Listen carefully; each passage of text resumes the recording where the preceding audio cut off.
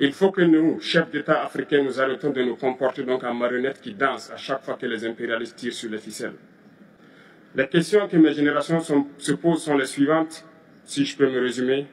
C'est de ne pas comprendre comment l'Afrique, avec tant de richesses sur notre sol, avec une nature généreuse, de l'eau, du soleil en abondance, l'Afrique est aujourd'hui le continent le plus pauvre.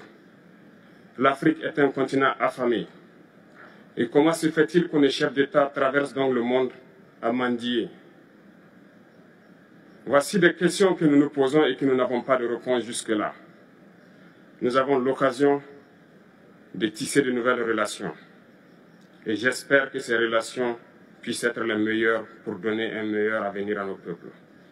Ma génération me charge aussi de dire que, par ce fait de pauvreté, ils sont obligés de traverser l'océan pour essayer de rallier l'Europe. Ils meurent dans l'océan.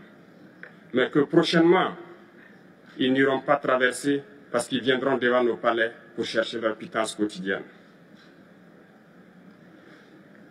Pour ce qui concerne le Burkina Faso, aujourd'hui nous sommes confrontés depuis plus de 8 ans à la forme de manifestation la plus barbare, la plus violente du néocolonialisme, de l'impérialisme. L'esclavage qu'on tend encore à nous imposer.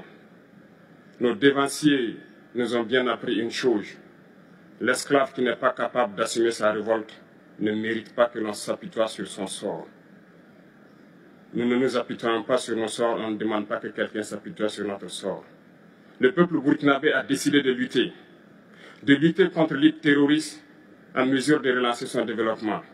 Dans cette lutte, des vaillants peuples, des vaillantes populations se sont engagées à prendre les armes face au terrorisme, ceux que nous avons affectueusement appelés les VDP, des volontaires. Nous sommes surpris de voir les impérialistes traiter ces VDP de milices et de tout type.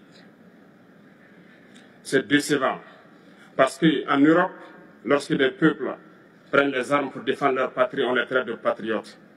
Nos grands-pères ont été déportés pour sauver l'Europe. Ce n'était pas avec leur consentement, contre leur gré.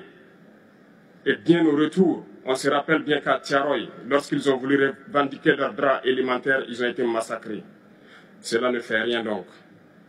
Lorsque nous, peuple, nous décidons de nous défendre, on nous traite de milices. Mais là n'est pas le problème.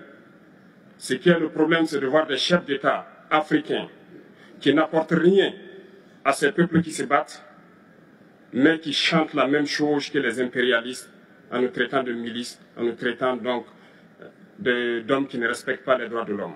De quels droits de l'homme parle-t-on? Nous nous offusquons contre cela et c'est honteux.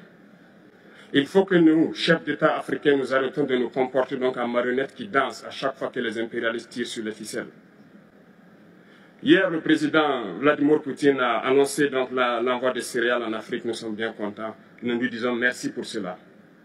Mais aussi, c'est un message passé à nous, chefs d'État africains, parce qu'au prochain forum, nous ne devrons pas venir ici sans avoir assuré, pour ceux qui ne connaissent pas la guerre, l'autosuffisance alimentaire de nos peuples. Nous devons prendre l'expérience de ceux qui ont pu déjà atteindre cela en Afrique, tisser de bonnes relations ici et tisser de meilleures relations avec la Fédération de Russie pour pouvoir assouvir les besoins de nos populations. Je ne serai pas peut-être long, le temps imparti est très court. Nous sommes obligés de nous arrêter à un moment donné. Mais je voudrais terminer en disant que nous devons donc rendre hommage à nos peuples qui se battent. Gloire à nos peuples, dignité à nos peuples, victoire à nos peuples. La patrie ou la mort, nous vaincrons. Merci, camarades.